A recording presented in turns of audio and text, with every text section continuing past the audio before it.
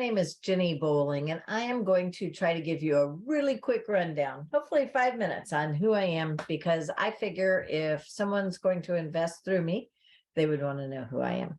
So, I was born in New York, grew up for the most part in Virginia, lived in Florida since the mid 1970s, had like 9 schools to get through 12th grade because we moved a lot. So I learned real early not to waste time making friends and figuring out what's what.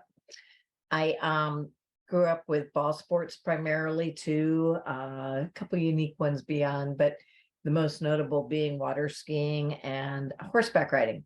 We competed as equestrians growing up, and you're going to find I am not going to be terribly concerned about how I come across. I just want to be authentic with talking to you about the important things. And so hopefully you're good with very minimal editing.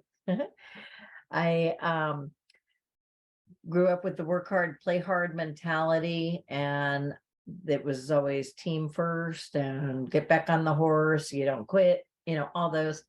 And so I did start working at age 15, paid my own way through college. I would say I'm a lifelong learner because I constantly take classes. I really enjoy learning from other people. And so do have some perfectionist tendencies, get a little down to the detail more than some, but you'll understand why soon. And yet I have a innovative side that, they kind of don't get along in some ways. So it makes it interesting.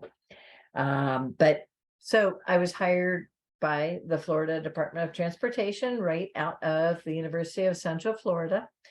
And I think I just repeated that. Dang it. I worked in the right-of-way department. So we did land acquisition, property acquisitions with other people's money. That was my first time using other people's money. And that was 1983. And so they trained us quite a bit in engineering, acquisition, all kinds of things. And so most of my life, I've been in eminent domain, either self-employed or as an employee, and a lot of times with or through an engineering firm or my own company. Might have been cities, counties, utilities, Florida Power and Light, for instance, electric company or telecom. And so the majority of the time it was acquisition people, relocation people, and property management people negotiate how and when to demolish or cut and reface a building. And as project manager, I'd be responsible to either negotiate at that or make sure it was negotiated properly. And so it was very interesting background and a lot of contamination and asbestos experience there. Then I was an appraiser in the 1980s. So that was during the savings and loan crisis. So a lot of viable projects actually went belly up because the banks that were taken over for other reasons, the funding got cut off for a while. So we were appraising a lot of PUDs, planned unit developments, where housing projects were started and maybe utilities were in, or maybe more, maybe at whatever stage of completion. We'd estimate the value as is and then as though complete. And so there was a lot of different types of experience. There was a lot of self-storage and industrial appraisals I did at the time. But then, like say, in and out working with eminent domain and other clients. And then in 2017, I was downsized at the same time an old college buddy was, and she always wanted to flip houses. I had been a broker for over 30 years, or about 30 at that time. And so we started doing that.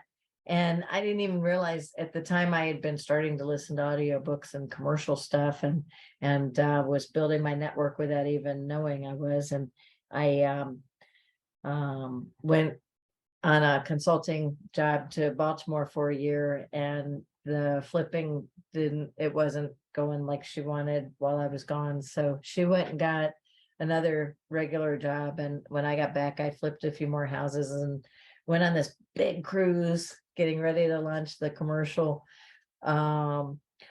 business, and COVID hit.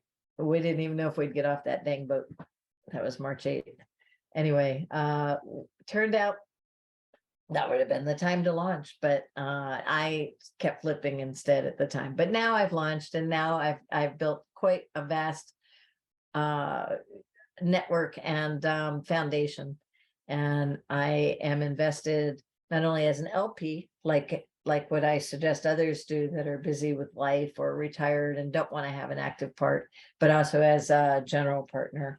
So limited partner, general partner, passive investing, active, boots on the ground. And so that's what I think that people should really seriously consider doing now, is passive investing. If you want to do active, then talk to me. But either way, hopefully this helps to give you an overview. If you have questions, please call.